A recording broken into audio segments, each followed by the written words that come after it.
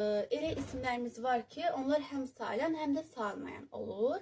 Bugün biz onları öyrənəcəyik. Məsələn, baxaq birinci. Glass şüşə mənasında sayılmır, stəkan mənasında sayılır. Deməli, buradakı isimlərimizin iki mənası var. Üzr istəyirəm.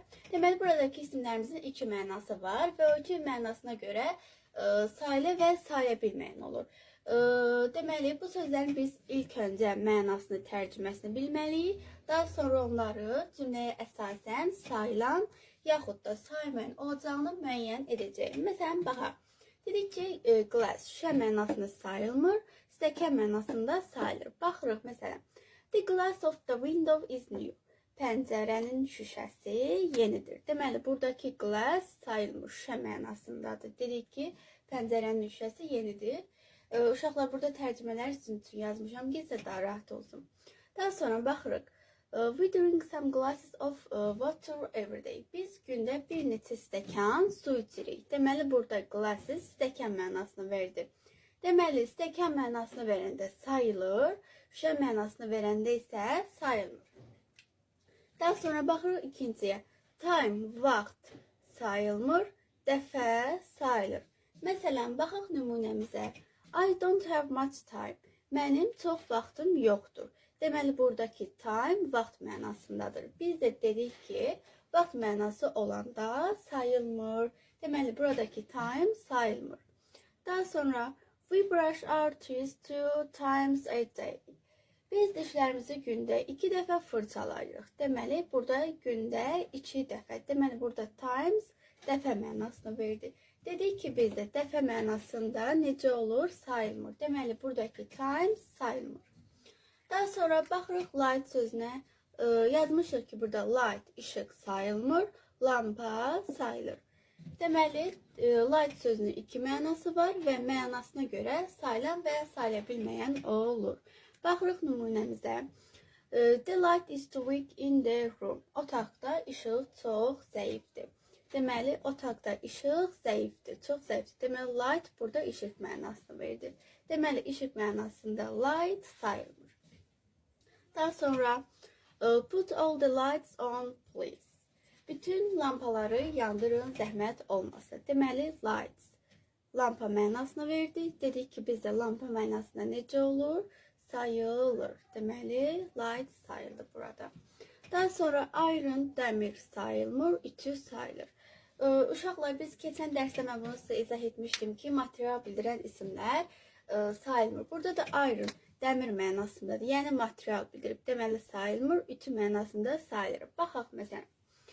Iron is stronger than other metals. Deməli, dəmir digər materiallardan daha güclüdür.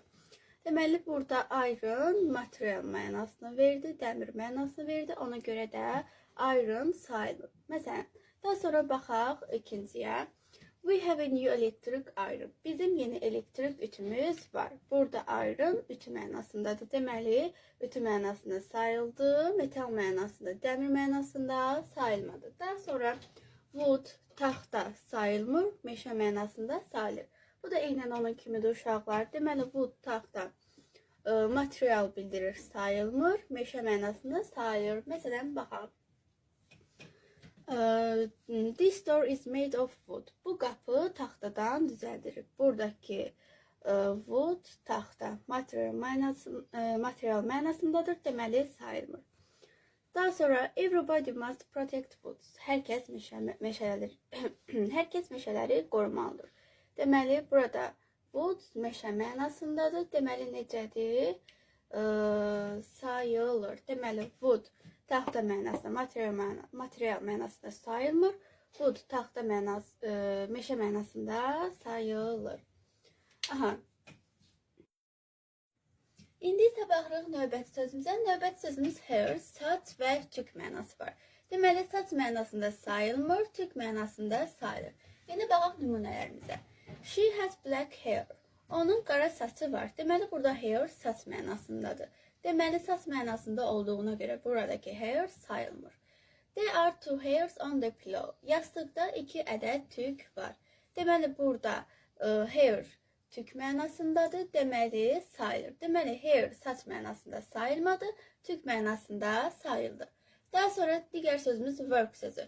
Work deməli iş mənasında sayılmır, əsər mənasında sayılır. Baxırıq. His work is so completed. Onun işi çox qarışıqdır. Deməli buradakı work iş mənasındadır. Deyir ki, onun işi çox qarışıqdır. Deməli burada iş mənasında olduğuna görə sayılmadı. Baxaq digərinə. Swift's works are famous. Deməli Swift'in əsərləri çox məşhurdur. Deməli burada works əsər mənasında oldu. Biz də dedik ki, work əsər mənasında sayılır, iş mənasında sayılmır.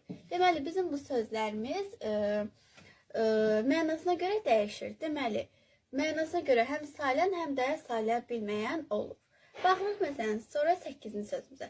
Paper kağız mənasında sayılmır, qəzet mənasında sayılır. Baxaq nümunələrimizə. Məsələn, take much more paper. Daha çox kağız götürün. Deməli buradakı paper kağız mənasını verdi. Deməli biz də dedik ki, kağız mənasında necə olur? Sayılmır. Deməli buradakı paper sayılmır. Daha sonra he bought some papers yesterday. O dünən bir neçə qəzet aldı. Deməli buradakı papers qəzet mənasını verir. Deməli qəzet mənasını verəndə də dedik ki, biz necə olur? Sayılır. Daha sonra baxırıq paper sözünə istiot sayılmır. Biber mənasında sayılır. Baxırıq I like much paper in my soup. Mən supda istiotu çox sevirəm. Deməli burada paper istiot mənasını verdi. Biz də dedik ki, istiot mənasında sayılmır. Amma baxırıq digər nümunəyə.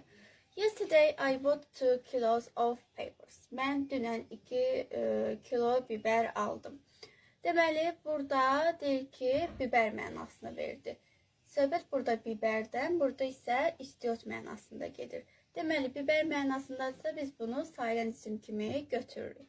Daha sonra baxırıq land sözünü torpaq mənasında sayılmır, ölkə mənasında sayılır. Məsələn, baxaq. He wanted to buy land there. Orada torpaq almaq istəyirdi. Deməli, buradakı land torpaq mənasındadır. Deməli, o torpaq almaq istəyirdi. Deməli, land burada torpaq mənasını verdi. Biz də dedik, torpaq mənasında necə olur? Sayılmır.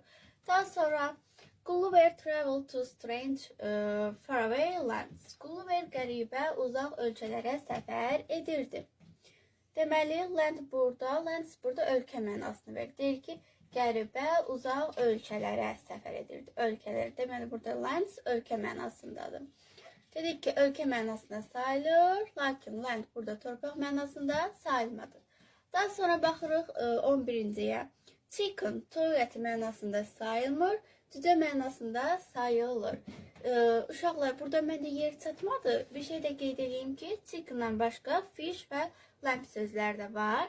Yəni, lamb quzu ətində əti mənasında sayılmır, quzu mənasında sayılır. Fish, balıq əti mənasında sayılmır, lakin balıq mənasında sayılır. Belə yadınızda saxlayın ki, uşaqlar ət mənasını verəndə sayılmır, lakin heyvan mənasında sayılır. Məsələn, baxaq, would you like some chicken? Biraz toyuq əti istəyirsiniz. Burada artıq chicken toyuq əti mənasındadır. Deməli, dedik ki, ət mənasında sayılmır. Daha sonra, there are a lot of chickens in the yard. Həyətdə çoxlu cücələr var. Deməli, cücə mənasını verdi. Cücə mənasında sayılmır. Heyvan mənasında sayılmır. Ət mənasında sayılır. Belə yadımızda saxlayırıq. Daha sonra baxırıq 12-ciyə, sonuncu sözümüzə. Boş yer, room, boş yer mənasında sayılmır. Lakin otaq mənasında sayılır. Baxaq. There is no room in the bookshelf. Kitab rəfində boş yer yoxdur. Deməli, burada room boş yer mənasındadır. There are 4 rooms in our flat. Bizim mənzildə 4 otaq var. Deməli, burada rooms otaq mənasını verdi, sayıldı. Buradakı room isə boş yer mənasını verdi,